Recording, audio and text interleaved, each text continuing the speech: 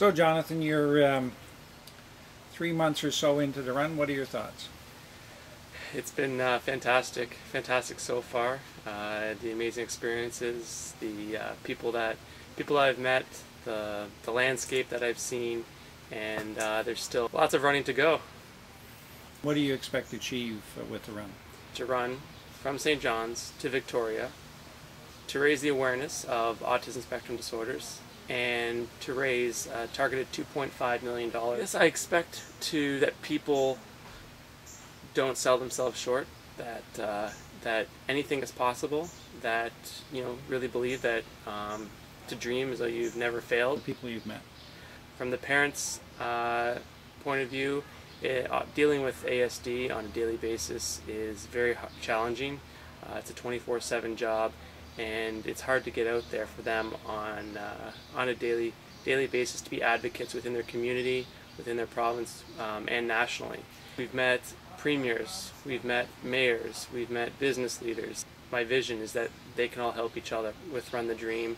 It's something that has taken on a life of its own, and realizing the run, it can be the next platform for people that deal with ASD on a daily basis. Who's the most influential person you've met so far? It's the access to the resources. If we're talking about influence, then most influential people that I've met have been the premiers of each province. They have the access, they have the ability to make drastic changes, and they have the networks to tap into, which can help solve some of the problems that families deal with. Something that I think about over and over again in my mind is that we live in Canada. We live in a country that is one of the wealthiest in the world, and I don't believe that there's an excuse out there why one of the richest countries in the world can't help support these people. And so that's something I continue to focus on and really question, and have a lot of critical thinking around why we can't have options.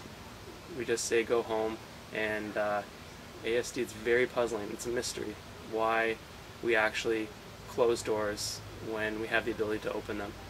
For people dealing with autism spectrum disorders to get their story out? I think those people dealing with autism spectrum disorders should visit our website and help and share their story through our application that we have on our website. If you have access to a webcam at home, if not, ask a neighbor, public library, somewhere out there there's a webcam that you have access to, and we'd like them to share their stories. And at the conclusion of this run, we will be presenting everyone's stories to the Prime Minister of Canada, as well as the premiers of each province, because it's those experiences are the most important stories. What comes next? I feel the next step is to take what we've learned and continue to build on it.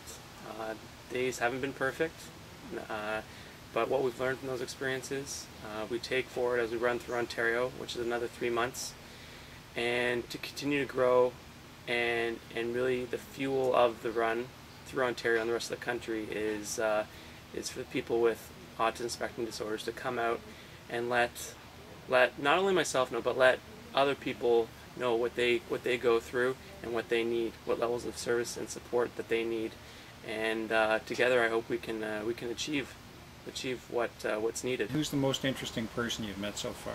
I don't think you can actually pick your favorite, but if there's one person, if you go back to Spring Hill, Nova Scotia, there's a woman out there who at the beginning of this run, 2 weeks before I started, had a child diagnosed, and in a town of 5,000 people, she raised $2,000, and it's just that's a precedent that is that's set, and and I hope other people in other communities along the way can do the same thing, because I believe it's the grassroots organizations and people along the way that really help build the momentum and build the leadership and build on achieving solutions.